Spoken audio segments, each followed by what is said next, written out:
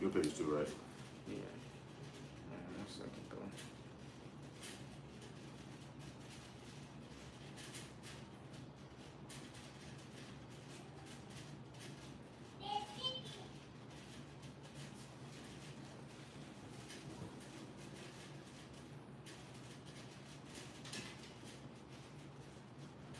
So I haven't up yet. Yeah, you're gonna give it a second. It's probably up and live though. But, I'm gonna check on your page then. yeah. Yeah, yours is on. Okay. Okay, I see it too. All right, we just get started. I'm sure that one's live too. All right. Shalom. Shalom. We want to give all glory, honor, and praises to Yahweh, Yahweh by Hashem, Yahweh Shai by Hashem HaKadosh. Double honors to the apostles, the elders, the great millstone, the room, and teach well. Peace up, salutation to the elect, 144 first fruit. All right, as you can see from the title of the lesson or the stream, Revelation chapter 9 overview. It's not going to be in-depth breakdown. There's plethora of breakdowns of Revelation 9. Shoot, even on my page, there's a breakdown of Revelation 9. Elders, apostles have breakdowns of Revelation 9. We just want to get an overview of it, a starting point for, I guess you could say, Revelation 9 for beginners. You know what I'm saying? A starting point to where to go so you can understand. What we're going to do here is pretty much, we're going to go through the entire chapter pretty swiftly, get notable names, and then break down notable things that you know can understand in this chapter. You got any opening words? No, man.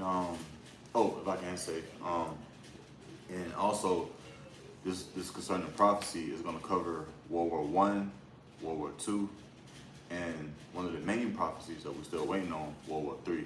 You know, for those who don't know. But yeah, that's pretty much it, bro. Yep. Gone. So without further ado, we can get it started in Revelation 9:1. This is Revelation chapter 9 and verse 1. And the fifth angel sounded, and I saw a star fall from heaven unto the earth. And to him was given the key of the bottomless pit. So just what we're gonna paint the picture on there, and I'm gonna really let this brother spearhead it. Okay. But what you need to know with the bottomless pit equals Europe. You know what I'm saying? All right. So of course we're speaking about the fifth trump. So this is speaking about World War I. So that's between the time period of 1914 to 1919. If you could pull that up, just to, you know, just to be sure, 100% sure. All right, because it's going to clear it up too later in the chapter when it speaks about the 5 months. Yeah, that's correct. All right, yeah, we can show that on screen, matter of fact. Yep. Hold on, I'm gonna show it on both screens. Yeah, come on. It's backwards. It's cool, but Yeah. 1914 to 1919, what did it say, July or June? Yeah, July 28th, 1914 through, it says 1918, but according to prophecy, we already know It's 1919. Yeah. Matter of fact, pull up the Treaty of Versailles, which is spoken about in the same chapter as well, which we'll get to. And there's, when was it? When was the Treaty of Versailles? I'm gonna put that in date. See? Yep. June 28th, 1919. 1919. Yep. All right. Because the Treaty of Versailles was something that ended it. All right. So let's keep going. Verse 2. Okay, continuing on in Revelation chapter 9 and verse 2. And he opened the bottomless pit, which brother said was Europe. And there arose a smoke out of the pit as the smoke of a great furnace. And the sun and the air were darkened by reason of the smoke of the pit. Verse 3. And there came out of the smoke locusts upon the earth. And you got this. And unto them was given power as the scorpions of the earth, as the scorpions of the earth have power.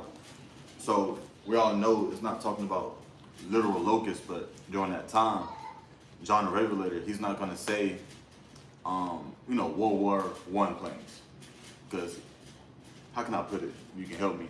He couldn't comprehend how to put it the best way he could. There was no such Compare it, yeah. there was no such thing as planes in 96 AD. Yeah, basically. There was no such thing as aviation in 96 AD. So he had to try to explain it the best way he could. And what flies? Locusts. Locusts, yep. And what makes that deep kind of propeller noise that we hear as in a natural noise? Locusts or cicadas. Yeah, cicadas. When they fly past you, shit, even a wasp, that low bass humming noise, and that's what you hear from the propellers, and that's what he was trying to describe. As you know, he was given a vision. He was given a vision. Okay, you think the Lord's going to give him a vision of insects? He's going to give him a vision of what's to come. All right, same thing he did with Ezra, Daniel, Isaiah, Jeremiah. So he's going to give that vision. You have something? Yeah, I had something right quick. I'm going to show on both cameras because I'm going to show the characteristics of a locust. As you can see right here, this is a locust. You see that? And basically, if I put in World War I planes, which I did already, again, like the brother said, he's not going to see a vision on actual insects, but this is what basically John the Revelator saw. You see the comparison? Similar shape. The plane has 4 wings, okay? Now, if I go back to this picture, also, the locust has 4 wings. So basically those are the World War I planes that John the Revelator witnessed, okay? Yep. And then the part where it says in verse 3, it says, as the scorpions of the earth have power, because what's so significant about a scorpion? They sting with their tail, okay? So you had certain planes during that time, World War I, World War II.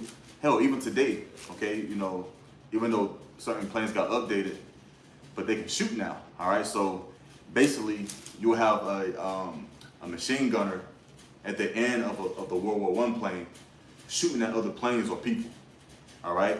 So John the Revelator described the planes as well as locusts and scorpions, okay? Yep.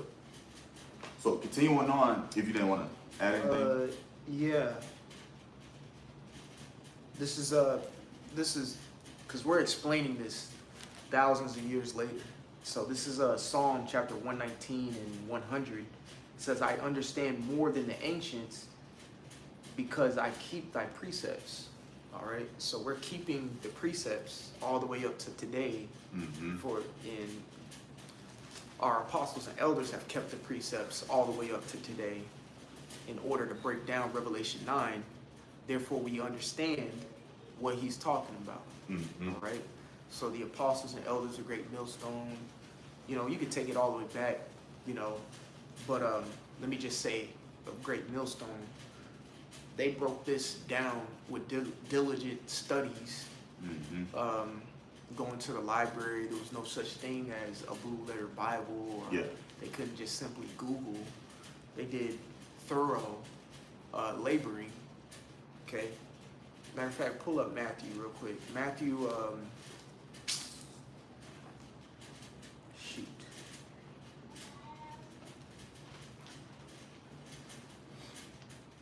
Matthew, I think 11.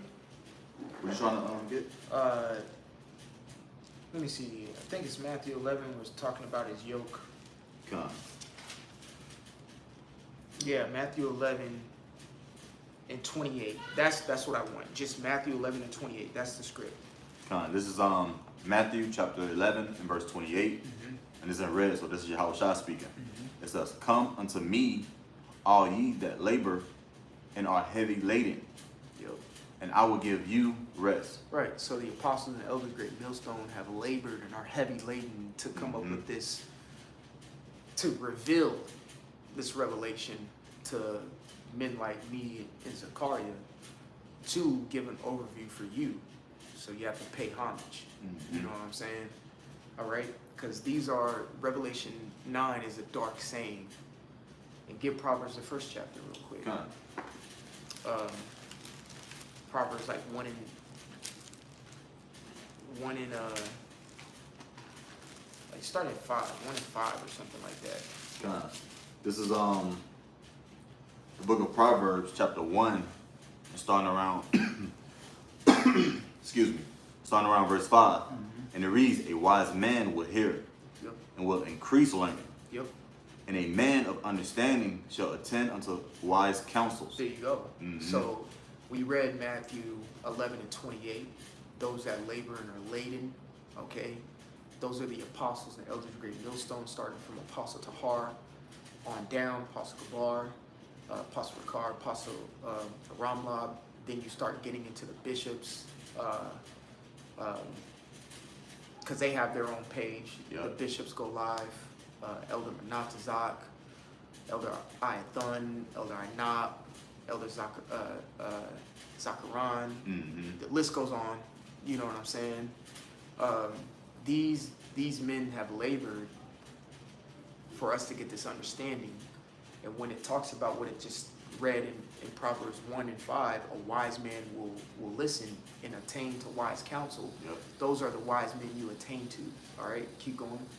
Continuing on in Proverbs, verse 6, 1 and 6, and it says, to understanding a proverb in their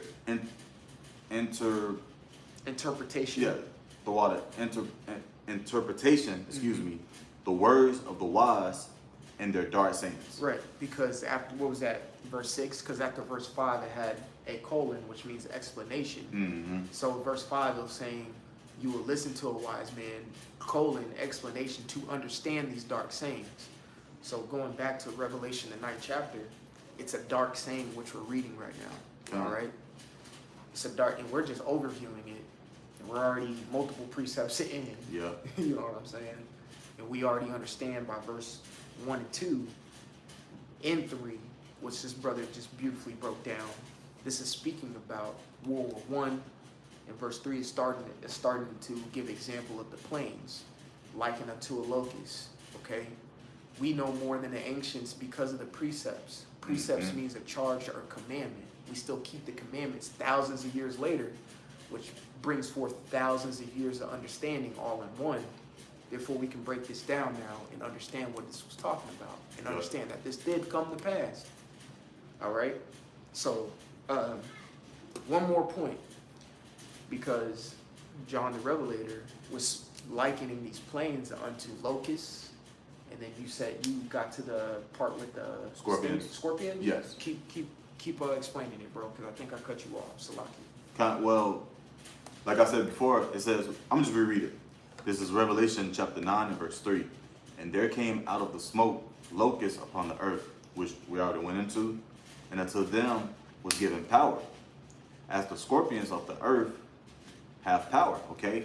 Now it's describing, he also says these planes was as scorpions as well, just due to the fact, what's so significant about a scorpion, all right? All their power, or how the way they hunt, etc., or defend themselves, is within them, that tail right there. You know, you get stung, it hurts, okay? And it could possibly kill you, all right? So upon those planes, you will have your machine gunners, okay? And hey, if you get hit, man, you through, all right? They was there to defend and to kill, Right. okay? So that's basically what he saw. Right. That's the best way he can describe how the way it was during that time. Yep. So just to bring a further point on home for maybe naysayers who think this is out the ass. When we say that John the Revelator is explaining the best possible way he can explain a World War I plane with locusts and scorpions. Let's give a plane, a warplane of modern time. All right? And just to bring the point even further home, I used to be in the military. Okay? I used to be in the military, so I know what this plane is. And they describe it as a warthog. Why would they describe it as a warthog? All right? The plane is called an A-10 Thunderbolt or an A-10 Warthog. And they describe it as a warthog because of the sound that it makes when, I think it has like a 35 millimeter machine gun on the front end of it. All right? And when it shoots, it sounds like it sounds like that, and they call it a warthog because that's how they explain it. Yep. You know, so that's exactly what John the Revelator is doing. And if you don't believe me, go look up what an A-10 Warthog is and go watch videos on it, and you'll hear the machine gun making that low, deep, grunting sound like a warthog does. That's why they call it that. So it's the same thing that John the Revelator was doing with these airplanes. So locust with a scorpion tail on the end of it. All right. And then I also got, You got pictures? it's more history, more proof. Okay. I'm gonna show it right here first. You see, these are the planes right here. Hold on, let me. Can't really. Hold on. Pull up an image. Yeah. Trying to get a good one. Yeah. Something like this. You see the plane right here? And you see the gunner, okay, holding a machine gun. And there's many other images, you know what I'm saying? Just look it up. Yep. Here it is right here as well. See this? So yeah, man, those are the gunners on those planes. And here's the airplane that I was talking about. They call it the A-10 Thunderbolt or the A-10 Warthog. All right. I think not too long ago, they just discontinued these planes for combat. But these planes have a lot of kills in combat. All right. So look what I typed in. A-10 Warthog, and it pops right up. A-10 Warthog. And it pops right up. They call it a Warthog because of the sound that it makes. So it's the same thing that John the Revelator, he calls it a locust because that's the sound that it made. You hear them propellers, you know? So let's keep going. Kind of going back to Revelation chapter 9 and verse 4. And it was commanded them that they should not hurt the grass of the earth, neither any green thing, neither any tree, but only those men which have not the seal of the Most High in their foreheads. So get Ezra's 9 and 4. God. Because there's two different marks that are, so like Ezekiel 9 and 4. So like, yeah. There's two different marks that the Bible speaks of. You got the mark that's spoken about in Revelation 13 and Revelation 14, and then you got the mark that's speaking about In Revelation 13. Ezekiel. No. God. Yep. This is Ezekiel 9 and verse 4. And it reads, And the Lord said unto them, Go through the midst of the city, through the midst of Jerusalem, and set a mark upon the foreheads of the men that sigh and that cry for all the abominations that be done in the midst thereof. Yep. That sign, that cry, it says set a mark on their foreheads, and that Hebrew word for mark is thawah. Okay? All right, that's that Hebrew word there. And then you got the other mark that's spoken about in Revelation 13 and Revelation 14. Okay? Two different. All right? So reread verse 4 in Revelation 9. Kind of reading verse 4 in Revelation 9. And we're just going quick over this. So go ahead, bro. God, and it reads, And it was commanded them that they should not hurt the grass of the earth, neither any green thing, neither any tree, but only those men which have not the seal of the Most High in their foreheads. That's right. Which have not the seal. All right. So the ones who did have the seal were the ones, you know, it was probably destinated all right, Mhm. that were just so happened to fight in the war and ended up surviving. You know what I'm saying? Which, real talk, some of them are probably our great grandparents Yeah, yeah. that were in that, or us. Mhm. Some of us actually fighting in World War I that the Lord kept. All right. Yeah. Everybody else who didn't have that mark or who were not predestined got slaughtered. All right. Straight up. So let's keep going. Come.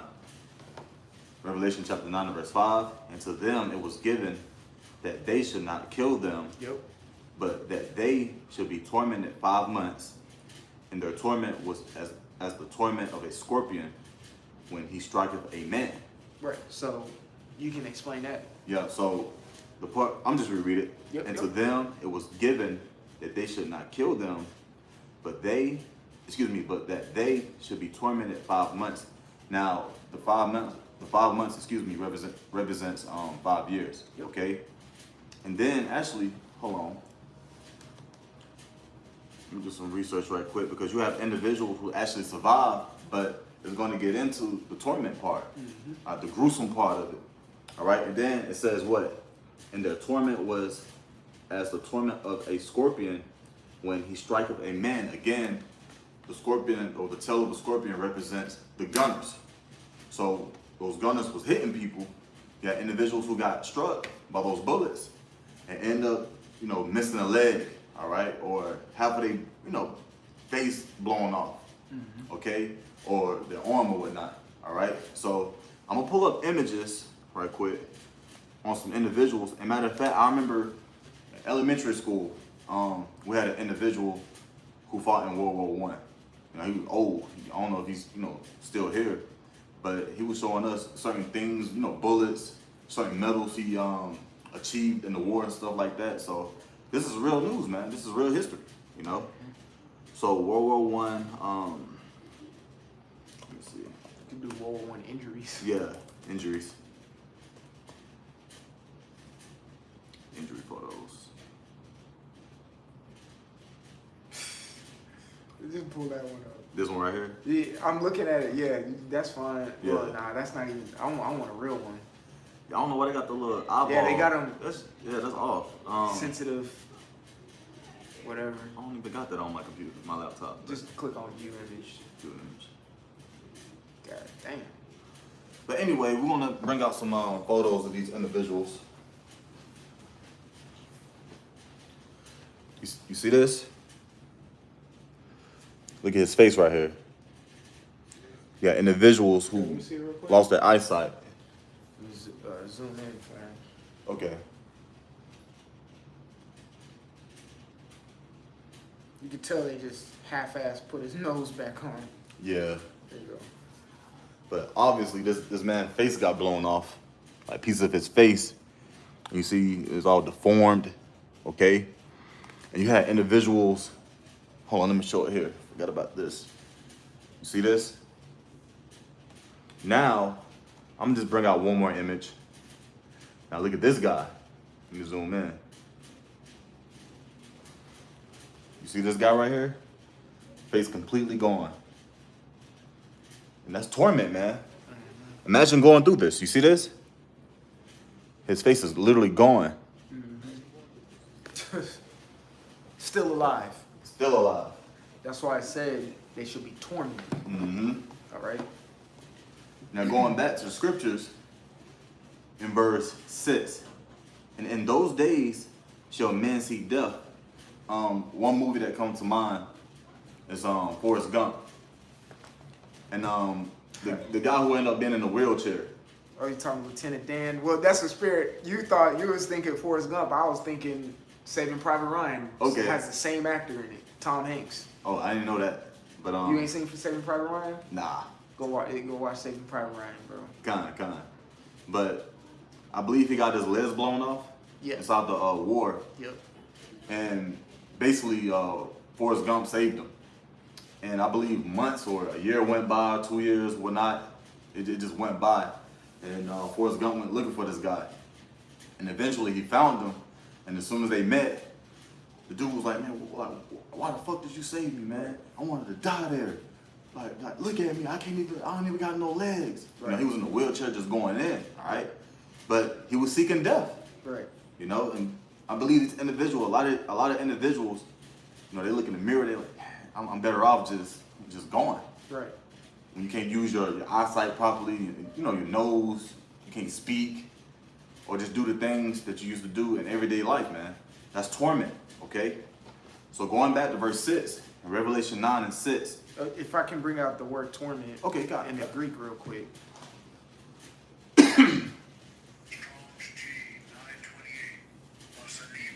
Basanizo. It means, I'm just going to go straight to the point. It says to question by applying torture. All right. It's a spirit. I was down with the Miami brothers and we were going into, matter of fact, get Revelation 14. Where it talks about, I want to say like Revelation 14 and 8, maybe. Hold on. Yeah, start at Revelation 14 and 9. God, this is Revelation chapter 14 and verse 9. And the third angel followed them, saying with a loud voice, if any man worship the beast and his image, and receive his mark in his forehead or in his hand, the same shall drink of the wine of the wrath of the Most High, which is poured out without mixture into the cup of his indignation. Yep. And he shall be tormented with fire and brimstone in the presence of the holy angels and in the presence of the Lamb. Yeah, so these two verses give you a clear indication that time does not exist to the Heavenly Father, because he's the Ancient of Days. So if they're being tormented in the midst of the fire, meaning the lake of fire, which is the second death, all right, when you go into that word torture, just like I read, it says question by applying torture. So when they're getting tortured in that fire, they're gonna get interrogated by the Lord. And whenever you apply torture, you're usually interrogating. Yeah. So when they're burning up in that lake of fire, they're getting questioned. Well, why did you do this, or why did you do that? The apex or the pinnacle of the verse that's spoken about in the Gospels, where it says, for every idle word a man shall take account of, that's going to be the pinnacle of that verse coming to pass. All right, because they're going to be tortured in the lake of fire, which ultimately is simply an interrogation process to force them to, and we're talking about the elect, I mean, we're talking about the 2/3, Yeah, force them to repent, force them to confess, all right? And best believe there's still going to be, rebellious in the fire. Yep. That's how awful our people are. Therefore, they have to get tortured in the lake of fire. Think about that. Boy. You have to be interrogated in the lake of fire to still get right. You are a proud motherfucker, man. That's some proud shit. All right? We're getting interrogated now when we read about it in Micah, the 7th chapter, when we drink the cup of indignation. We've been interrogated this entire time. All right? While it's still day, while we can still work, we're being interrogated. All right? Sometimes being in the truth, you do go through a form of torture. Okay? Because you have to get yourself right. All these other people are going to have to get right and be interrogated when they eat a missile. Okay? So think about that. So let's go back to Revelation, the 9th chapter, so we understand what torment is. All right? It's just not, torture. No, there's questions that apply to this. There's interrogation that applies to torture. Okay? That if you look into the FBI tactics, they have tactics to get certain information out of people, and it comes by torture or tormenting them. Yep. Okay? Why, Yep. simple. Go ahead. God. Going back to Revelation 9 and verse 6, and in those days shall man seek death, and shall not find it. Yes. Man shall seek death and not find. Hey, the water. I think that's Priest to Zion. You want me to Yep. Is you on my page or the Zion? this your page. Spirit of prophecy. Yeah, read that. Just pull it up.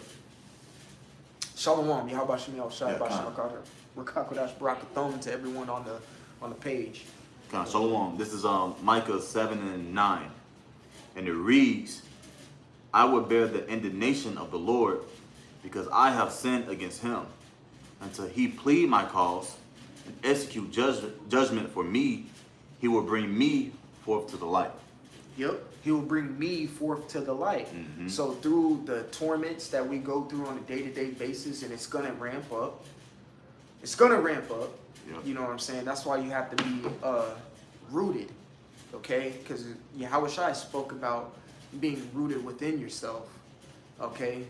Because of if you're not, then the offenses come by the word.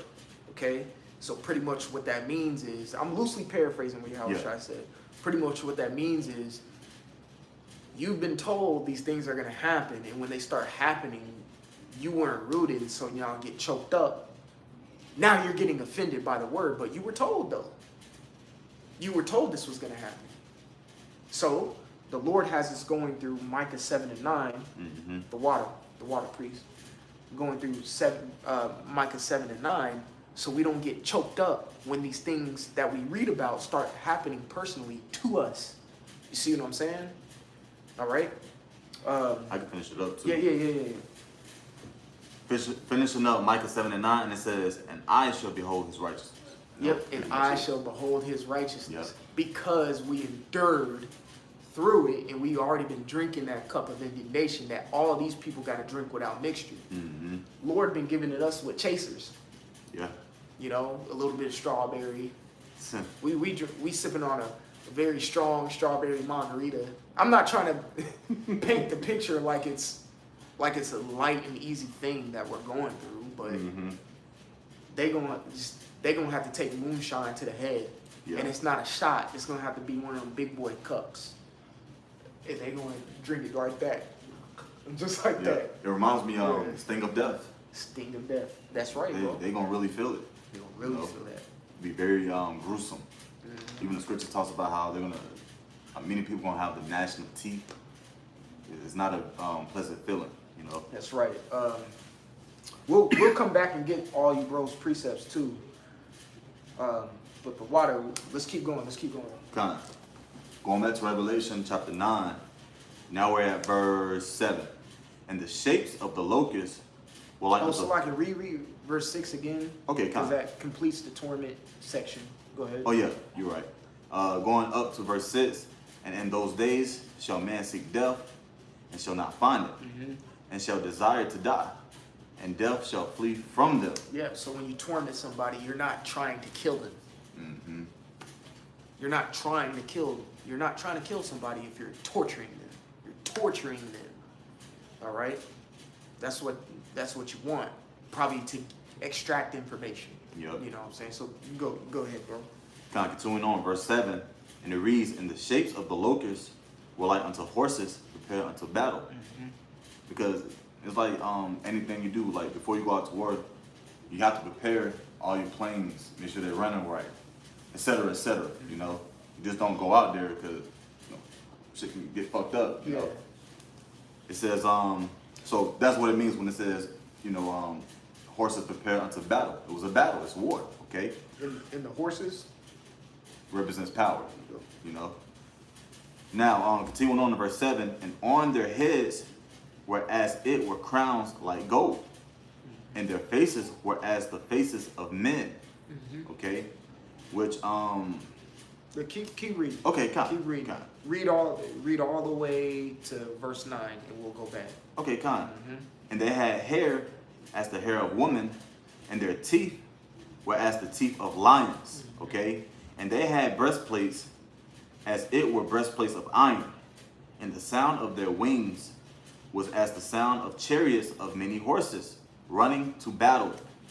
Okay, now I do have some images to back up the scriptures we just read. Give me 1 second. What was it called that you said to look up earlier? Pickle. This. What is it? A pickle. Something. Hold on, I have it. Hold on, let me see something. It's called a pickle hob, something like that. But basically, this is what it is.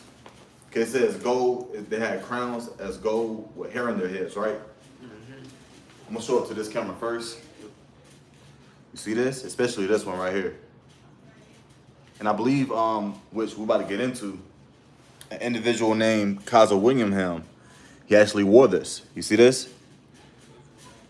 Okay. There it is. There it is. If y'all want the word, it's backwards, I think, but it's called pickle hob or whatever. Yeah, pickle hob. Yeah. If y'all want to pause it and look it up. Mm-hmm. All right. But he showed it right there. And we're gonna get into Kaiser Wilhelm, and I'm gonna name some other notable names that you need to know about World War I. All right, because it's just not Kaiser Wilhelm. Okay, he was just one of the main ones. Okay, Yep. we'll get into him. Go ahead, bro. And I believe the brother actually mentioned this earlier, especially in verse 9, where it says, "And they had breastplates, as it were breastplates of iron, and the sound of their wings." Remember, the brother mentioned the wings, like a locust flying right past your ear, or a cicada, or wasp. You can hear that noise, okay? And it says what? And it says, sound of their wings was as the sound of chariots of many horses running to battle. So imagine, you're seeing a whole bunch of planes. There's movies on it. You have the guy with the, I don't know what it's called. He hold up the glow sticks. He told me to go. Oh, like who directs it? Yeah. Yeah, and all the planes fly up. Imagine hearing a whole bunch of planes flying at the same time. It's going to sound like a whole bunch of horses, And that's why John the Revelator described it as such. Now, continuing on in verse 10, it says, "And they had tails like unto scorpions, and there were stings in their tails, and their power was to hurt men 5 months," which that's why we went into the 5 months, again represents the 5 years. Okay, torment, to kill you, torment you. All right, to how can I put it? It's like a reminder. Like we them guys, we did this to you, and we can do it again. We can hurt you. Okay, that's what those gunners were set up to do. Those machine gunners. Okay. Now continuing on in verse 11, it says, "And they had a king over them." Now, if I can just say read it. Okay. Verse 11 through, and we'll come back. Okay, kind. "And they had a king over them, which is the angel of the bottomless pit, whose name in the Hebrew tongue is Abaddon," if I'm pronouncing that right. "But in the Greek tongue have his name Apollyon." Now, going back up to verse 11 from the top, it says, "And they had a king over them, which is the angel of the bottomless pit." All right, this is Kaiser William Helm II. All right, and this is the same individual that is being mentioned in verse 1. And I'm gonna, if you don't mind, go back to verse 1. This is Revelation 9 and verse 1. "And the fifth angel sounded, and I saw a star fall from heaven unto the earth." All right, that's where it says that star. That's Kaiser William Helm. All right. And what was given unto him? It says what? "And to him was given the key of the bottomless pit." All right. So imagine somebody gave you a key and they point at the door like, "Here go a key. Go to that door." That's the door of opportunity. Well, Kaiser William Helm, he obtained that key. And this is the will of the Heavenly Father, Yahweh Shem Yahushua. He obtained that key to go to war. And that's exactly what he did. Right. Okay. So now now you can do your research. Again, this is overview. Do your research on Kaiser Wilhelm. He was a German emperor during that time. You need to research on so give you just off the rip off a few names off the top. What started World War I? They claim it to be the killing of the Archduke Ferdinand and his wife in an assassination. It was like during a parade, so you need to look him up. Look up Kaiser Wilhelm. You need to look up Woodrow Wilson, who was the president of the United States during that time. What's some more? King George, I think the 5th. the United Kingdom. You need to look him up. Look up the emperor or the ruler of Australia during that time as well. Don't need to look up the emperor of Japan. He really didn't have any during that time. He didn't really have too much political power during that time because Japan's empire was just getting started. They really got big once World War II came to play. What's another few? Let's see. Albert the First. I think he was the head of. Matter of fact, look up Albert the First, World War I. I think he was the head of Belgium, if I'm not mistaken. You could look up these names. All right, if you need to, I'm going through it quick, so if you need to rewind it, you can go back. Let me see. Was that correct? Yep. So Albert the First. He was the king of the Belgians, who led the Belgian army during the World War I and guided his country post-war recovery. So he was another big name. All right. So I'm just shooting names out. It was a world war, so I would highly recommend you look up every country who was partaking in that world war the first time and study about it. All right. Another good movie to watch is Kingsman. Kingsman, one of the Kingsmen had all three of the top leaders in it. I'm not going to say it on camera. Okay. But I think we watched that too. Yeah. It was like a prequel. The prequel one. It didn't have that one young guy in it. It was a prequel. Let me see if I can find it. All right. And then if I can say too, when you do history on Kaiser William Helm, he moved like a snake. He was always like around in the background. It kind of reminds me of Vespasian. Yeah. Yep. So the Kingsman I'm talking about is Kingsman, the Secret Service. All right. You need to watch. You seen that one? Not that one. Yeah. Watch this one. Yeah, I've seen the other ones though. You watch this one, it's going to remind you of Revelation, the 9th chapter. So watch this Kingsman. All right. So the Kingsmen or Kingsman, and this is good. It has that one black guy from Blood Diamond in it. Real good. Matter of fact, that's the spirit. I'm gonna zoom in. You see those three men right there? That's embodying like King George, Kaiser Wilhelm, and I forgot the other one. I want to say Ferdinand, if I'm not mistaken. I think that's one of them. Yep. So those three men are who we speaking about today, or right now. Go watch that movie. All right? Go check that movie out. You'll see it. You know? Yes, I'll say it. You know, me personally, I'm speaking as a man. How about that? Aha. So don't quote me on it. I'm speaking as a man. When you go into those three men who are spoken about in that are played in that, I believe they're just a reincarnation of maybe the heads of when you read in the Apocrypha, in the Maccabees. All right? I think they're a reincarnation because they did it almost the same exact thing. Kaiser Wilhelm was a power of like the West or whatever, or the East, whatever. And they were all powers of different sectors fighting against each other, you know? But that's neither here nor there. Don't quote me on it. All right, so let's keep going. Oh, one thing I did want to mention, it said Abaddon and Apollyon. Apollyon means destroyer, and the other one means destruction. All right, so very similar but different at the same time. All right, so let's keep going, bro. Kind of continuing on, Revelation 9 and 12. One woe is past, and behold, there come two woes more hereafter. Right. So, I was just gonna simply say, just let you know, World War I is over with now. Yeah. And it says two more woes, are coming hereafter, meaning it's gonna explain about World War II. It's gonna get into future prophecy about World War III. Right. Okay. So now I do want to say there's not much detail in Revelation about World War II. Yeah. But it's mentioned. All right. And the scriptures speak about three woes, all right? But it heavily speaks about World War I and III, and briefly mentions World War II.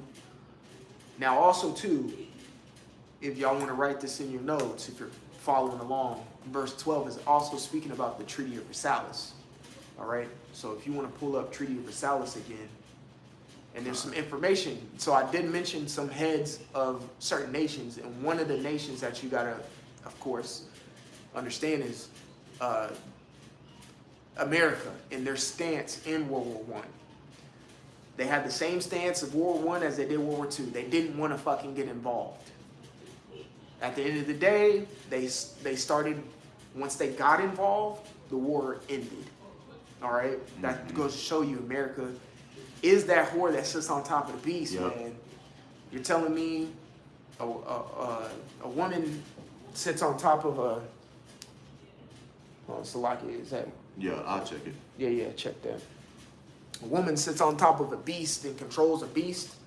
You know what I'm saying? That she has a lot of influence and power, okay? Which America does, has a lot of influence and power around the world.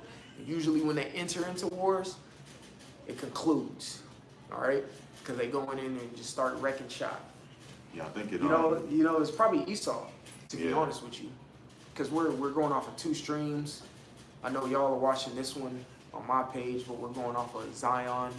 Says the time is still rolling. Yeah, it's just, oh man, it's just some weird shit. Like, we gonna keep going off of this page, man. All right. But the Treaty of Versailles, America rejected that treaty twice. They rejected that treaty twice. Go look it up. All right. And the Senate, or you can say Congress or whatever, kept bypassing President Wilson. All right. And they rejected that treaty twice, 2 times. All right. But pretty much that treaty ended the war. So you can read that little paragraph on it. Okay, Khan, this is some quick information on the Treaty of Versailles, if I'm pronouncing it right. That's right. It says was signed on June 28, 1919, in the Palace of Versailles, France. The treaty ended World War I by formally ending the state of war between Germany and most of the Allied powers. The treaty was the result of 6 months of Allied negotiations at the Paris Peace Conference, and Germany was not allowed to participate in the negotiations before signing. Hey man, it's still running. Oh, it is? Let me see. But it's just audio. But it's cool, bro. It's all good.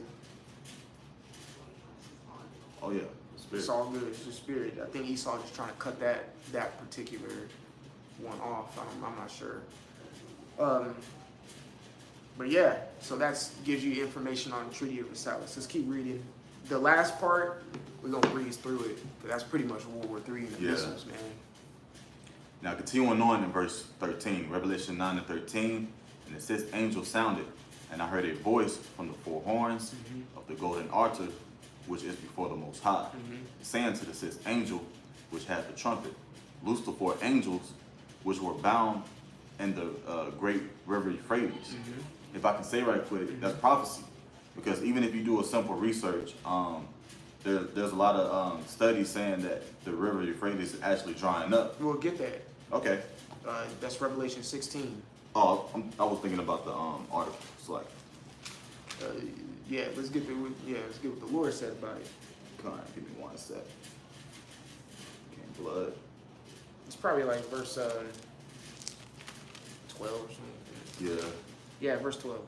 It's Revelation 16 and verse 12. And the 6th angel poured out his veil upon the great river Euphrates, and the water thereof was dried up, that the way of the kings of the east might be prepared. Yep, and that's the spirit, because we're going into verse 13. Where are we in? Verse 15 right now? Or 14? Yeah, 15. This is speaking about the 6th trump. All right, and that was the 6th angel who was going to do that to the river Euphrates. So the kings of the east, Russia, China, all of that, Japan, Taiwan, all of them could come to the Middle East to fulfill Joel, the 3rd chapter. All right, it's nothing new. Just like where it says, oh yeah, verse 7, where it says, and the shapes of the locusts were like unto horses prepared unto battle. It's happening all over again. That's right. You see, Russia, they flexing their, the military. China's flexing their military. Hey, they're being prepared. For what? World War III. You know? Continuing on in verse 15, Revelation 9 and 15. And the four angels were loose, which were prepared for an hour, and a day, and a month, and a year, for to slay the third part of men. Yep, which is the wicked. Yep. You know, the third part of man is the wicked. Okay? Because where else do you find that? Where do you find the third part of men? Genesis. Yep, The 6th chapter. It speaks about the sons of men, sons of the wicked, the sons of God. Okay? Ultimately, the wicked is Esau. So that third part, you're going to wipe out Esau's ass. Okay? Go ahead. Continuing on in verse 16. And the number of the army of the horsemen were 200,000, and I heard the number of them. Basically 200 million warheads. Yep. Okay, continuing on in verse 17. And thus I saw the horses in the vision, and them that sat on them, having breastplates of fire, and of ginseng, and of brimstone, and the heads of the horses were as the heads of lions, and out of their mouths issued fire, and smoke, and brimstone. Keep going. Keep Con. going. Verse 18, and these three was the third part of man killed, by the fire, and by the smoke, and by the brimstone, which issue out of their mouths. Keep going. One more verse. For their power is in their mouth and in their tails. For their tails were like unto serpents, and had heads, and with them they do hurt. So now you can explain verse 17 through 19.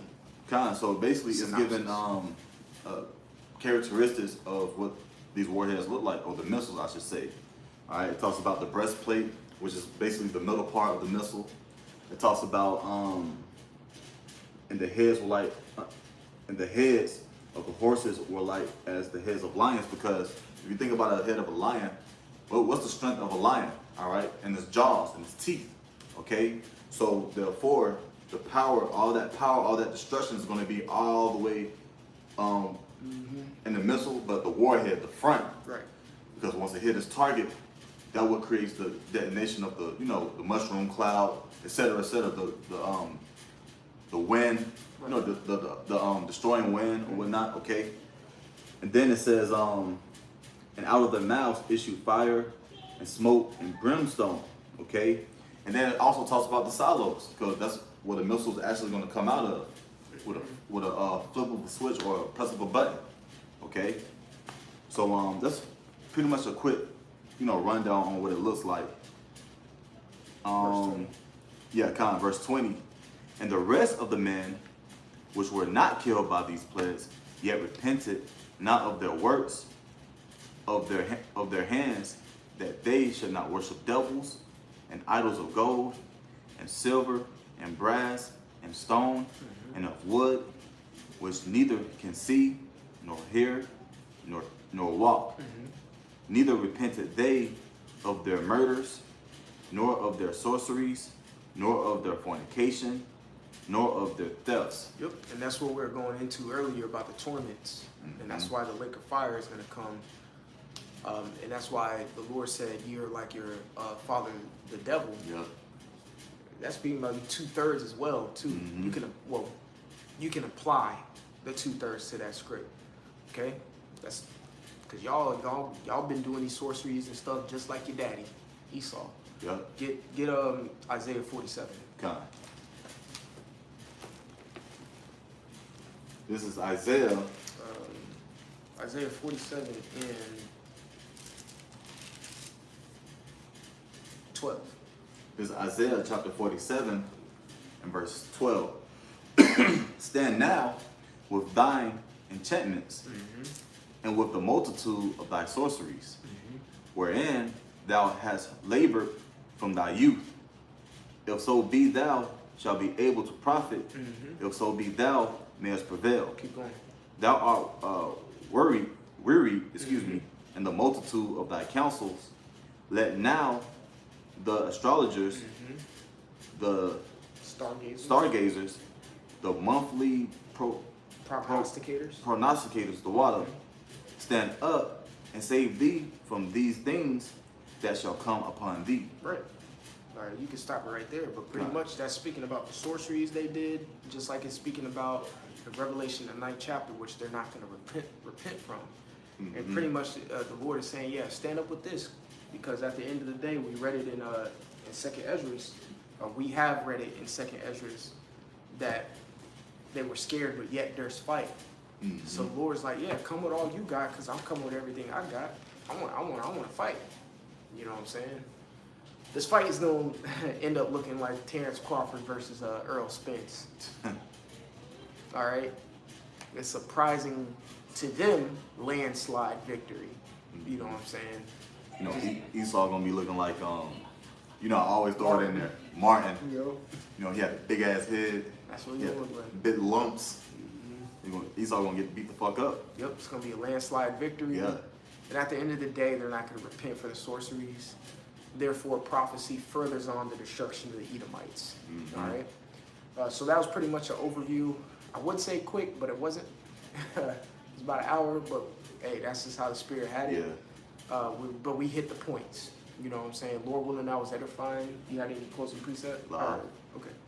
Khan, so with that, we want to give all glory, honor, and praises to Yahweh, Ba'Shem, Yahweh Shai, Ba'Shem, HaKadosh. Double honors to the apostles and the elders of Great Millstone, rule and teach well. Peace, love, salutation to the elect 144 first fruit. Until the next time, I want to say shalom. Shalom. And like always, repent. Did I say that already? Repent, for Yahweh Shai is coming back sooner than what me and you believed. All right, shalom. Shalom. I got it. Okay, Con.